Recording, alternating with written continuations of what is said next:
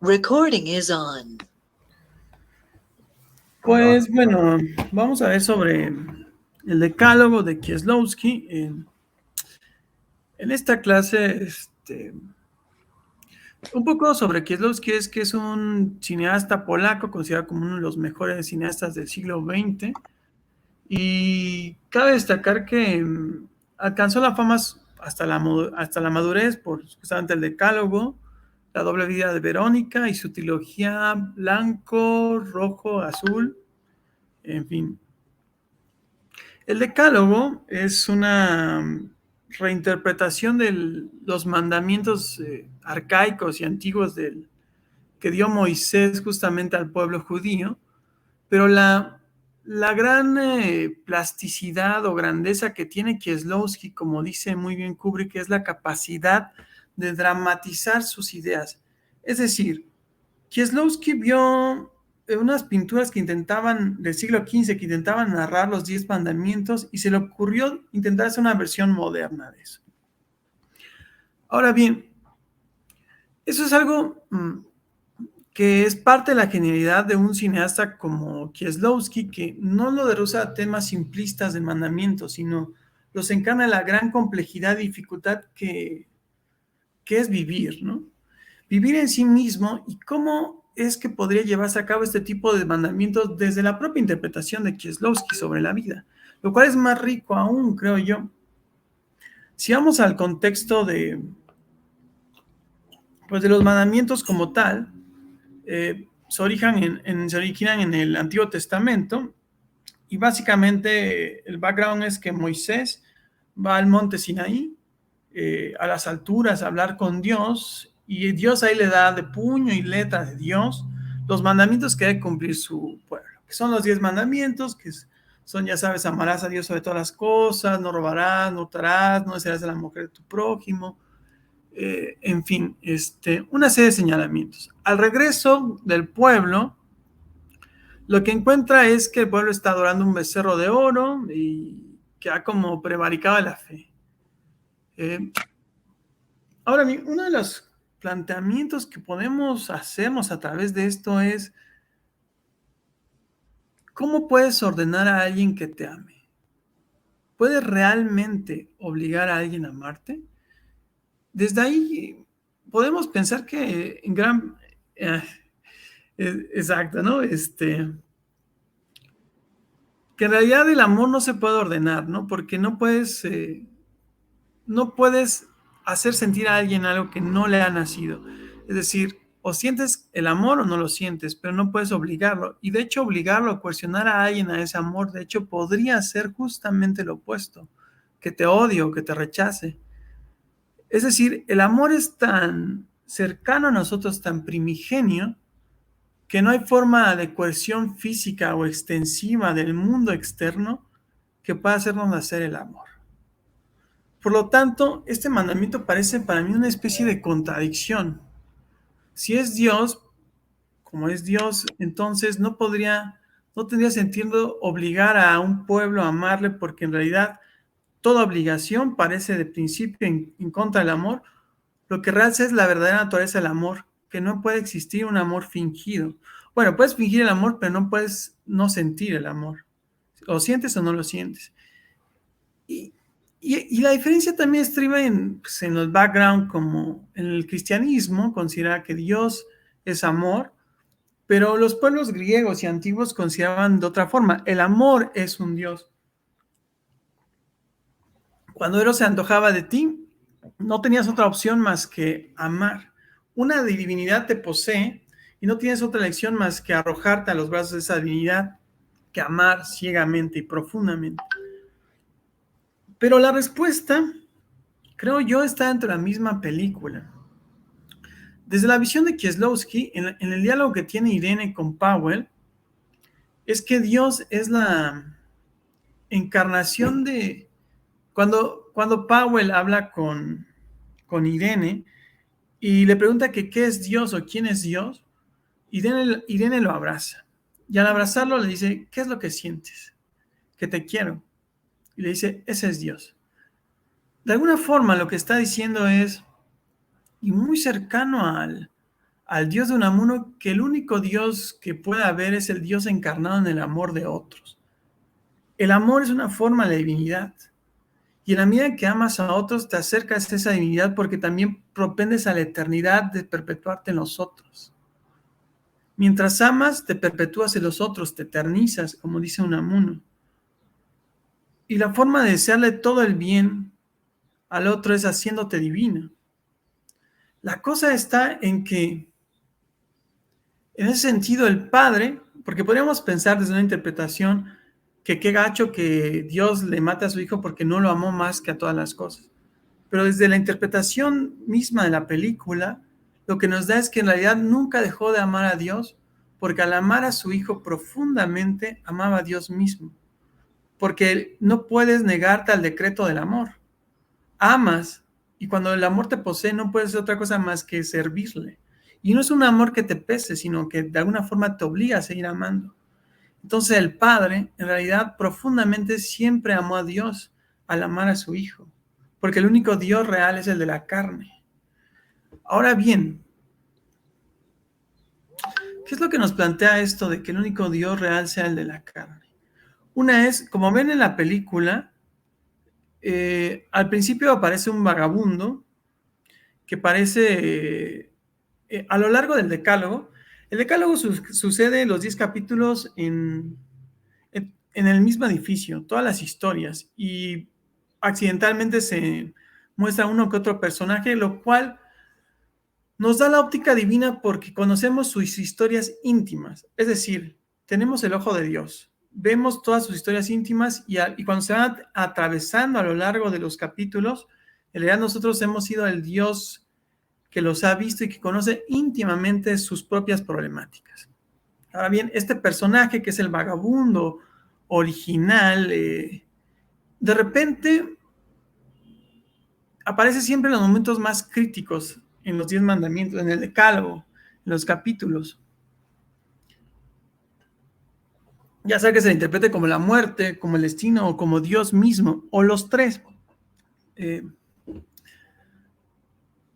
Nos mira profundamente, comienza a mirarnos con compasión. Y es que el Dios que muestra Kieslowski es el siguiente. No totalmente omnipotente, sino más bien limitado, y que lo único que puede hacer dentro de sus propias capacidades es amarnos desde la distancia, con la gran compasión que tiene.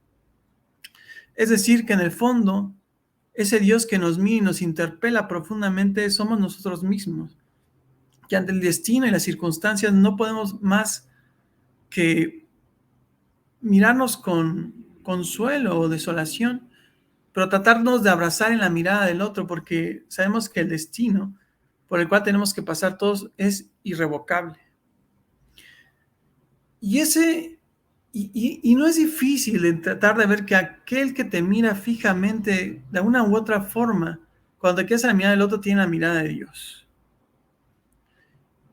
Esta mirada de Dios que somos nosotros y que se asemeja al Dios de Unamuno, es el que nos interpela porque está en el momento más crítico, está en el lago donde se ahoga el niño y está en todo momento crítico, porque los momentos más álgidos de nuestra vida, más críticos, ante la muerte de los seres que amamos, como en Unamuno, se nos siente el hambre de espiritualidad.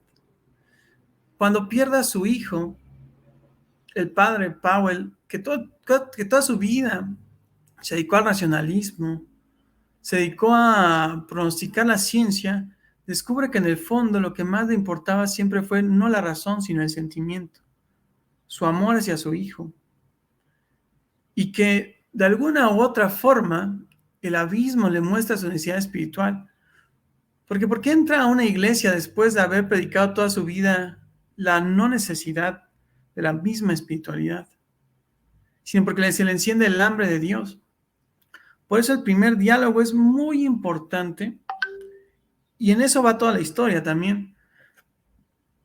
Porque cuando habla Powell con su hijo, el diálogo es muy bello porque contrapone dos mundos muy distintos. El niño, o sea, aquí podemos aplicar lo que hemos y quizá repetido a lo largo del curso, que es que sentir es comprender y comprender es sentir. Y hay cosas que no las entiendes y no las sientes profundamente. Y para entender al niño, a Powell hay que verlo desde su propio sentimiento, desde las inquietudes de su corazón. El niño estaba muy feliz, le cuenta a su padre, porque en la mañana había resuelto un problema. Pero a la tarde ve a un perro muerto, que es el que solía ver en los basureros. Y se pregunta con gran dolor en su alma, ¿para qué todo esto? ¿Para qué sirve resolver un problema u otro si nos hemos de morir? Si se nos va la vida todo en ello.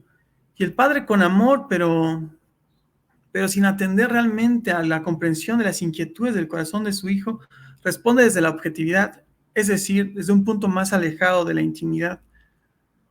Que cuando el hijo le pregunta qué es la muerte, le responde, pues es cuando tu corazón deja de bombear sangre y tu cerebro se descompone. Y obviamente no atiende a las inquietudes del corazón, pero lo más trágico de este diálogo es que tendrá que atenderlas tarde o temprano el padre cuando pierda a su hijo. Tendrá que preguntarse después como su hijo, ¿para qué todo esto? Porque ¿qué significa perder a un hijo? Es decir, ¿qué significa perder lo que amas? ¿Qué significa estar incompleto para siempre y extrañar para siempre? Y esa misma pregunta que le hizo su hijo es la pregunta que tendrá que hacer el padre. Y lo que nos interpela a nosotros es la que en algún momento nosotros tendremos que hacernos a nosotros mismos. Ahora bien, señalar que tiene totalmente sentido que el padre, que, que Dios o esta simbolización de Dios, que es el vagabundo, que está en el momento crítico y álgido,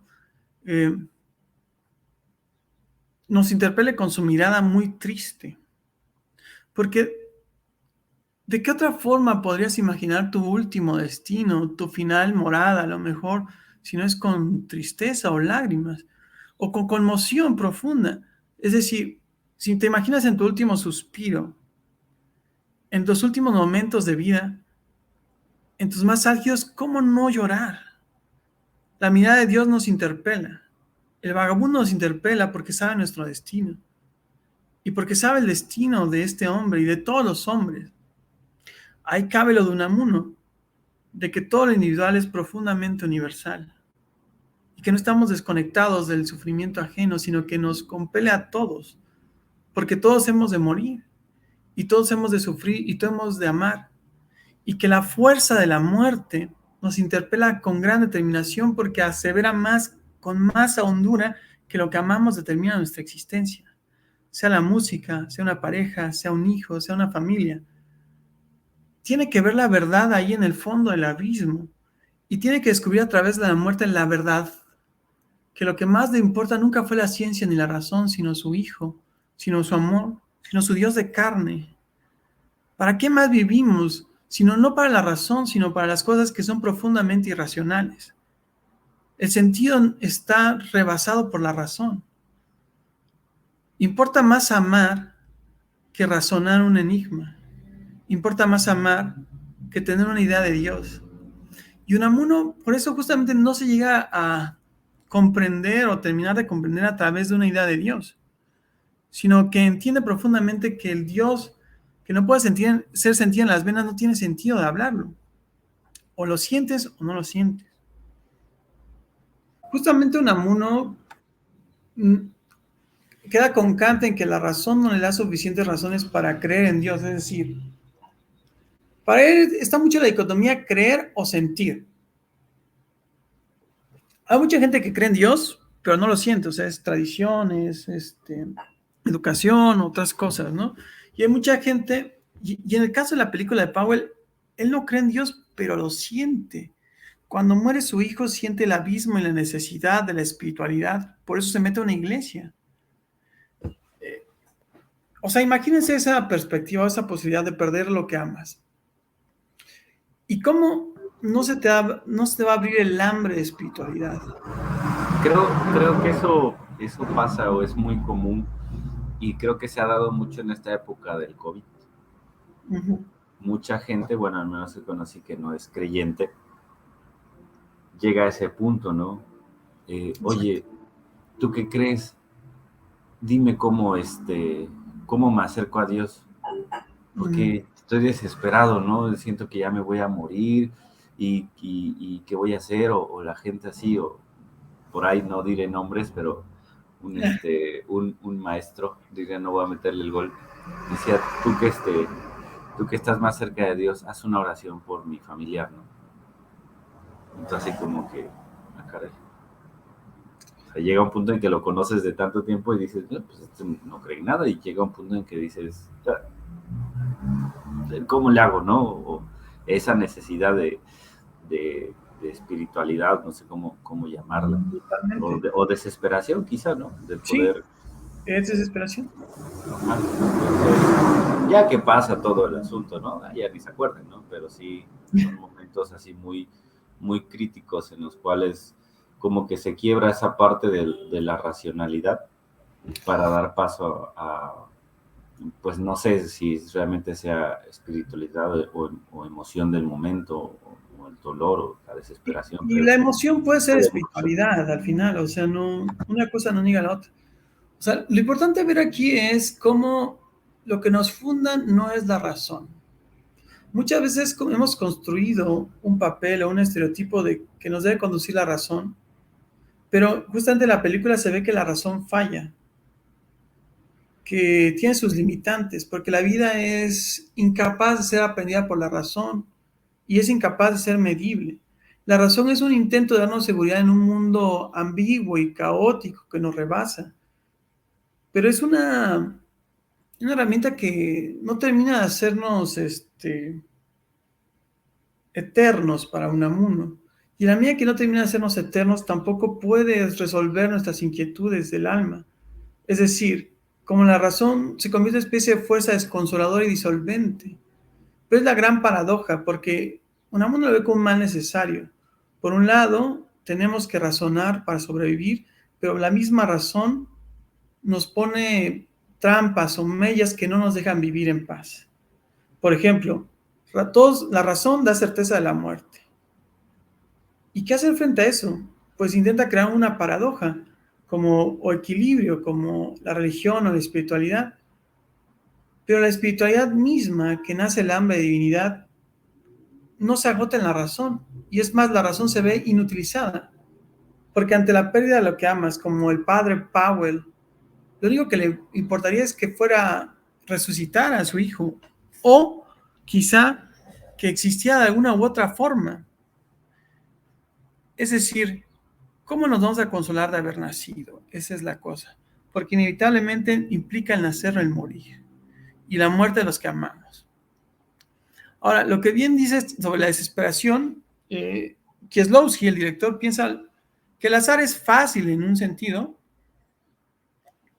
Es fácil el azar porque en realidad solamente dice hacia dónde vamos. Pero lo que no puede decirnos es quiénes somos. Lo que somos, eso siempre se mantiene para Kieslowski. Y un poco barajeábamos en la primera reunión sobre Kierkegaard, que ahondaré un poco más al respecto de eso, que Kierkegaard piensa lo siguiente. Habla de los llamados filisteos, que son personas que están en algo que se llama el estadio estético. El estadio estético es todas aquellas personas que soportan su vida en cosas contingentes. Las cosas contingentes son cosas que pueden ser o no ser, es decir, todo lo efímero. Si usted da su vida en tus padres, en tu escuela, en tu trabajo, todas esas cosas son efímeras, están en el estadio estético. Yo creo que la mayoría estamos ahí, o vamos a estar, o hemos estado, ¿no? Pero lo que dice es que cuando tu vida se sustenta en eso, que es contingente y efímero, llega un punto álgido o abismal, si quieres verlo, en que la existencia se apiada de ti y te azota a través del sufrimiento y te despierta. Porque en el punto más álgido, cuando te quitan todos los sustentos efímeros, tus padres, tu trabajo, lo que sea, en el caso de la película A su hijo, se ve la verdadera naturaleza del hombre, que es desesperación. Y que todos somos eso en el fondo. Pero por eso mismo necesitamos en esa desesperación un hambre de divinidad. Porque ¿de qué otra forma se puede vencer lo contingente y lo efímero si no es con la eternidad? Algo que perdure para siempre. Y esa necesidad responde el hambre de divinidad, el hambre de Dios. Por eso Powell tiene que entrar al templo, el padre de Powell tiene que entrar al templo al final, con gran ambigüedad, porque siente una gran rabia también y tira el retablo del templo. Así que en realidad, o sea, la contradicción está en que todo el tiempo proyectándose como un ateo o como alguien que no cree en ese tipo de cosas, de repente tiene que sentir rabia ante un Dios. Pero si no crees en un Dios, ¿por qué sentir rabia ante ese Dios? ¿Por qué sentir rabia ante ese Dios? La cosa es, ¿hacia dónde nos interpela todo eso? Hacia nuestro propio destino, hacia el destino de lo que amamos. Y que más que nada quiere hacernos profundamente pensar en qué queremos hacer de nuestra vida, sintiendo. Porque en esos momentos más álgidos, que podemos ver lo que realmente importa, o lo que nos importa, entendemos que vale más la pena a lo mejor quizás crear momentos o vivir para elegir las decisiones de nuestro corazón que para la vanidad de la vida. Porque en ese momento descubres a tu Dios, qué es lo que amas, la música, la pareja, tus padres, qué es lo que quieres crear con eso, cómo quieres eternizar a ese Dios en ti y en otros. Es que hay unas partes que como que no me quedaron claras, porque no sé si, o sea, o eran más parte como que de la, pues no sé, de la actuación, de la trama o así. Pero, por Claro. ejemplo, cuando llega a la iglesia y tira las velas y todo eso, al final se ve como que se está frotando, no sé si como un hielo o una cosa así. No sé Sí. si es algún simbolismo o parte como de la trama del momento o así. Sí, No, está no lo difícil. entendí. Justamente Kieslowski lo que dice es que trata de generar una diversidad de posibles interpretaciones en sus películas y que tú elijas una. O sea, en realidad, su interés es dejar abierto todas las cosas para que tú te preguntes a ti mismo. La cuestión al final y lo que importa es por qué tú eliges tal o cual interpretación. ¿Qué es lo que dice eso de ti? En este caso era el agua bendita congelada. Ya, con razón. Y su padre es y su hijo muere congelado también. Eh, Sí, ahogado y Hay un congelado. ahogado en el hielo, entonces hay una forma en la cual intenta conectarse con su hijo en la espiritualidad de la muerte. Porque lo que que nos muestra lo efímero y terrible que somos también nos abre la posibilidad de la eternidad ahí. Es como una gran paradoja que conlleva lo otro. Porque si pensamos en el padre Powell, y por eso digo que es su Dios, su hijo, porque ya no va a poder hacer su vida sin él. ¿Cómo podría vivir si todo lo que ha construido es alrededor de su hijo? Y si el sentido mismo de la ciencia y inculcarla para otros era para progresar y para permanecer en su hijo. Nada más importa que eso. No importa lo que le dé la ciencia o la vida, no va a tener ningún sentido si no es a través del amor que tuvo a su hijo. Por eso la lección es muy dura. Tener que, sí, tener esa hambre de espiritualidad para siempre, a partir de la negación de su hijo. ¿Cómo no vas a tener un hambre de espiritualidad para siempre una vez que has perdido lo que amas? ¿Cómo no vas a querer que resucite? ¿Cómo no vas a soñar que siga vivo? ¿Cómo vas a intentar hacer los rituales diarios en tu vida cotidiana de resucitarlo de alguna u otra forma en tus recuerdos? Y igual otra cosa que me llamó la atención fue, bueno, ya como que planteamos esto de que, o sea, como ellos eran muy matemáticos y muy, bueno, Ujú, como científicos en cierto ujú. sentido, pues ahí se ve, ¿no? Cuando le dice que calcula el hielo y que sí, que el hielo del lago sí puede aguantar el peso de, bueno, o sea, que sí puede ir a patinar, ¿no? Que no hay Totalmente. problema, pero hasta cierto límite. Y ahí tampoco entendí si el niño como que lo sobrepasó o el límite que le había hecho, no, no vayas más allá de 15 metros cerca del río porque ahí ya no es como que tan denso y así, ¿no? Mm, Pero a lo que voy es que, o sea, después de tanto cálculo y tanto análisis, al final pues pues no sé, ¿no? Si un accidente o algo así. Y aparte, también ahora que dijeron lo del vagabundo, yo me acuerdo que en las escenas estaba alrededor de una fogata, pero creo que estaba cerca del hielo, ¿no? Sí, exacto. Está en el momento Entonces, donde se ahogó el niño. ajá, pero tenía como su fogata y así. Ujú. Y de hecho, no sé, ayúdame a acordarme, profe, porque creo que en la escena donde ya están como que sacando a los niños del lago, creo que ya no está el vagabundo, nada más está como Ujú. Exacto, el vestigio, pues, de exacto, la foto. exacto. Igual eso, no sé. Yo dije, ah, está muy curioso, pero pues quién sabe qué dirán. No sé. Exacto, como una es, el padre cree que tiene el papel de ser un intelectual basado en la razón, pero no se percata de que todo lo que le mueve todo el tiempo es el corazón. O sea, por eso calcula como 3 veces en la computadora más chingona. La computadora es el prototipo de la racionalidad de la ciencia aplicada, ¿no? Ujú, Calcula por completo en la computadora, que es la más buena, que el río aproximadamente puede soportar 254 kilos. Es decir, 3 veces el peso de su hijo. No hay ningún problema. Pero como la razón no le basta y tiene miedo de perder a su hijo, va al lago esa misma noche, brinca sobre el lago, es decir, ¿qué estás queriendo decir cuando brincas sobre ese lago que no sabes con seguridad que se va a caer, que prefieres morir tú a que muera tu hijo?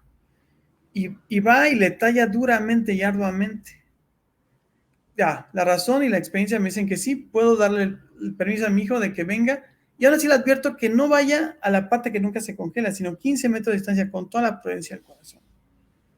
Pero lo que la vida le dice es que esto es impredecible y que en realidad la razón te va a defraudar, porque no encuentras qué es lo que hace la razón razonable si lo que te motiva en el fondo es el deseo del amor, de sobrevivir en tu hijo, de desearle el bien a los que amas. Y eso va más allá de la razón, porque el mundo de la razón es limitado, pero la locura es infinito. Y el mundo de la locura con la cual abraza el amor es que quiere la eternidad de todos para siempre. Es egoísta en un sentido, pero también eternizador en otro, porque se siente profundamente a sí mismo. Por eso el padre no quiere ser culpable de la muerte de su hijo, por eso tiene que ir una y otra vez. Pero ¿qué pasa cuando todo lo que diste, todo lo razonable, te defrauda? Cuando caen tus ídolos y la propia imagen que has creado de ti, que en realidad se revela el verdadero Dios. Tu verdad es que siempre has amado y has amado a tu hijo más que a nada en este mundo. Y que lo demás vale poco comparado con eso. Porque al final se le prende la computadora verde como interpelándolo, ¿no? Y al igual que un ujú. amuno, cuando pierde a su hijo, debe decir, ¿qué referente sentido tiene para mí la ciencia? Quizás Hasta le, ninguno. hasta le sale el mensaje, ¿no? De, Exacto, hay una escena donde está con el niño y le sale la imagen en la computadora y le dice así como que estoy listo, ¿no? Que es como el exacto, mensaje por default cuando se prende. Y el niño le dice, ¿no? Que pues él no la tocó, que no la aprendió ni nada. Y como que le empieza a hablar en forma burlona a la computadora. Y ya pasa todo, ¿no? Después de que se muere el niño, llega a su casa y ve ese mismo mensaje, ¿no? Y su cara así como de, güey, no mames, ¿no? exacto. Sí, está medio, no sé. Ay, sí, me da mucha tristeza. Y es que justamente haces bien porque lo que quiere ponernos es en el sentimiento profundo, interpelarnos a través del sentimiento, porque para Ujú, comprenderlo hay que sentirlo. Es decir, lo que Unamuno dice es que incluso un axioma racional puede ser a veces un acto de estupidez. Todos debemos morir, es el axioma, ¿no? Díselo a alguien que ha perdido a su hijo en ese momento. ¿O de qué te sirve llorar? Pues te va a mandar a la verga o pensar que es un insensato, porque realmente en el fondo, si bien es cierto que nos agolpamos de preguntas y no tenemos las respuestas, lo que sí tenemos es todas las preguntas aquí en el pecho y que queremos saber profundamente, no preguntando, sino sintiendo. Porque el mayor decreto en el fondo de todos los hombres es el sentimiento. Y el sentimiento en realidad de cómo sentimos o no la vida nos indica más bien cómo nos fundamos en el fondo. Todo lo demás son estrategias de supervivencia, mecanismos o papeles sociales que desarrollamos, como en este caso el papá de Powell, tiene que ser un profesor, tiene que pensar que es racional la vida, pero todo el tiempo sus inquietudes y su corazón lo movía hacia su hijo, hacia lo que no es racional, hacia su sentimiento profundo, que lo que sentimos nos define realmente en el fondo, queramos aceptarlo o no.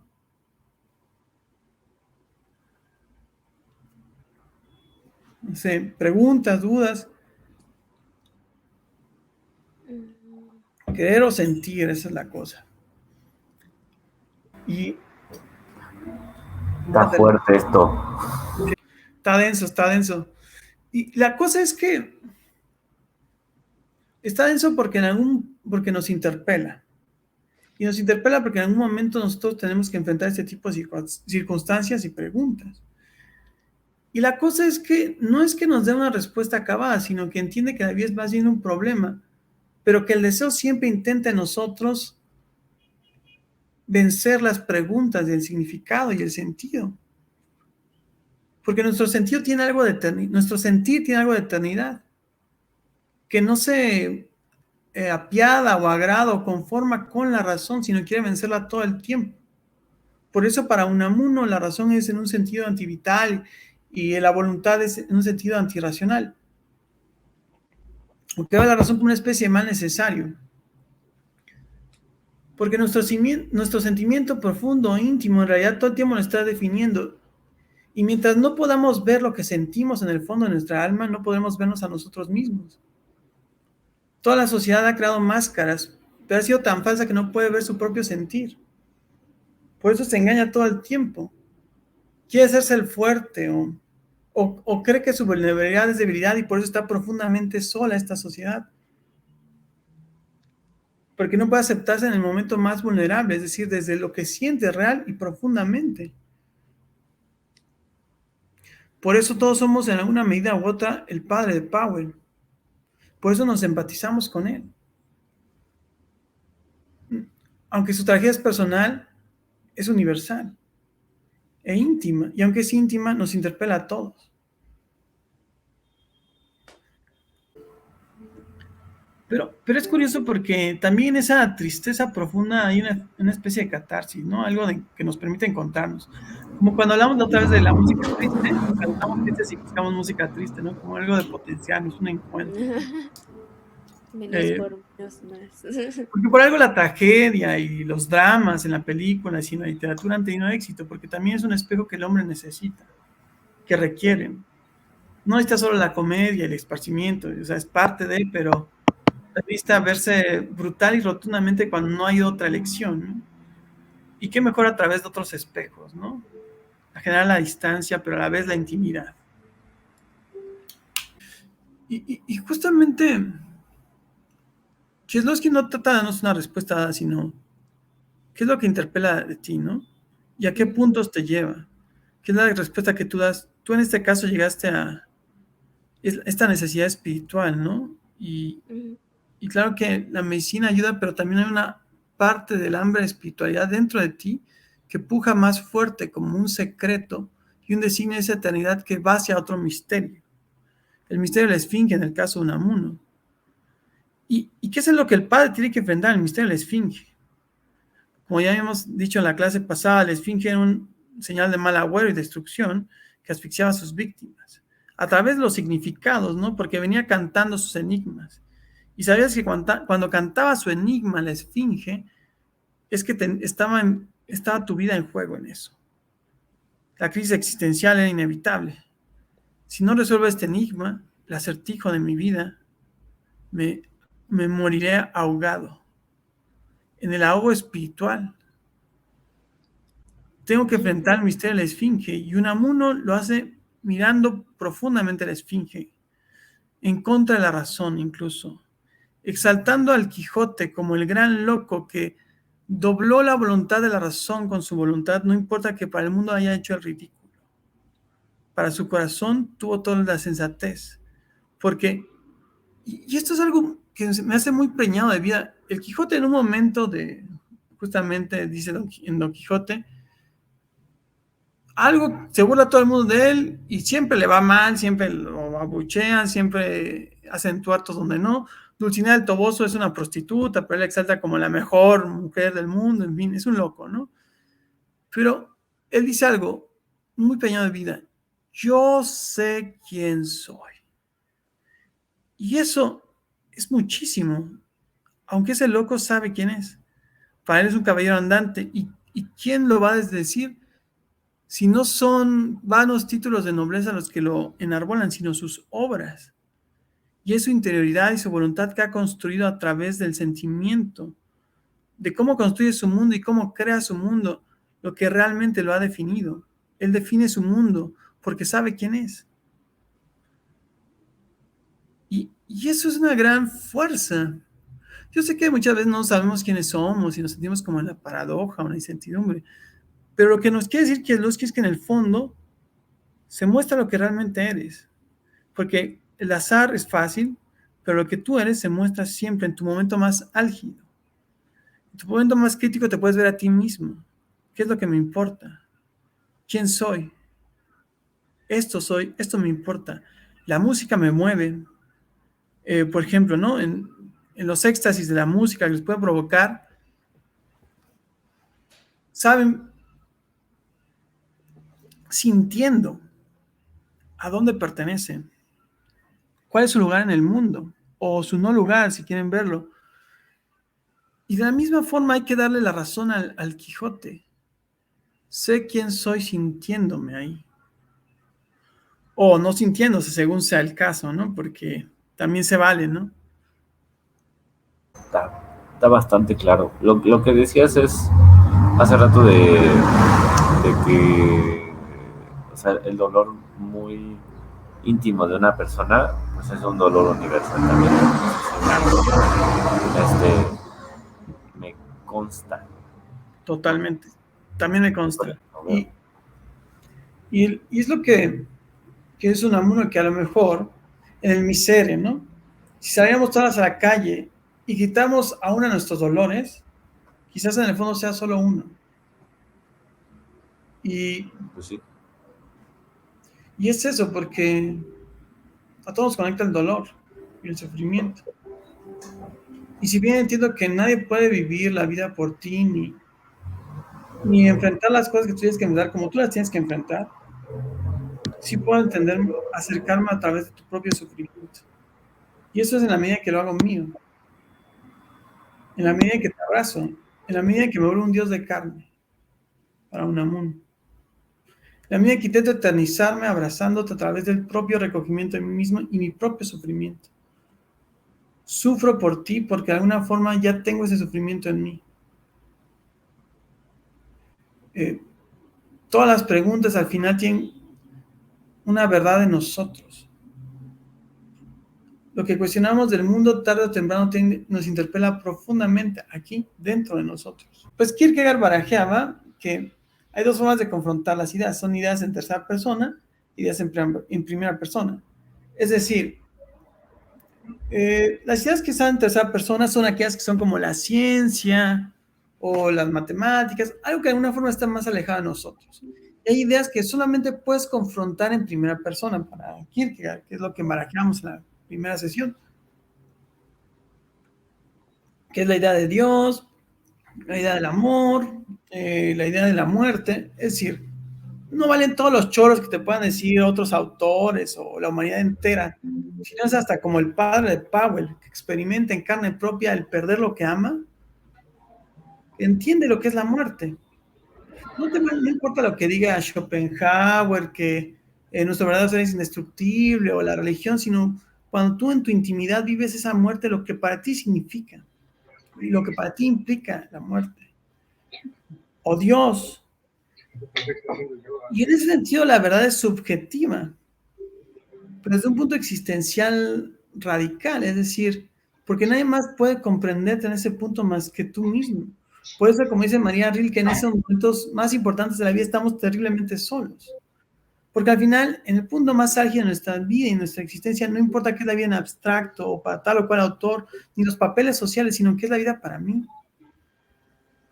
¿En qué términos yo defino mi vida? ¿Y para qué quiero vivirla? Todo esto. Y esa es la interpelación que también nos hace Kieslowski. ¿Cómo vas a vivir tu vida y para qué la quieres vivir? Que la muerte te interpela de una forma tal que te muestra lo que verdaderamente te importa. Construye a través de lo que verdaderamente te importa. Construye a partir de lo que verdaderamente tiene sentido y significado para ti. Pregúntale a la muerte si vale la pena la competitividad, la vanidad del mundo, lo que otros piensen de ti. Pregúntale a la muerte. Pregúntale a ti mismo. ¿Qué quieres construir o crear? Y hazlo sintiendo profundamente. Porque en el sentir se nos va todo. Porque antes que ser cualquier cosa, somos humanos de carne y hueso. Y nuestra historia íntima es la que más nos interpela y nos interesa. Y nuestro egoísmo es un universalismo al final. Si me preocupo en mí y en mi bienestar íntimo y personal es porque me preocupo en el bienestar íntimo y personal de la humanidad. Porque puedo abrazarlos a través del dolor y el sufrimiento. Por eso las películas y la literatura hacen eco en mí porque en el fondo siento que somos uno. Es la verdad de la literatura y la ficción. Todos somos uno. Por eso podemos sentir y vivir por otras vidas. Por eso, como dice la frase, el que lee vive 1000 vidas antes de morir. Porque vivimos 1000 vidas antes de morir cuando interpelamos en el eco del mundo las otras historias. Y podemos hacerlas propias y personales sintiéndolas.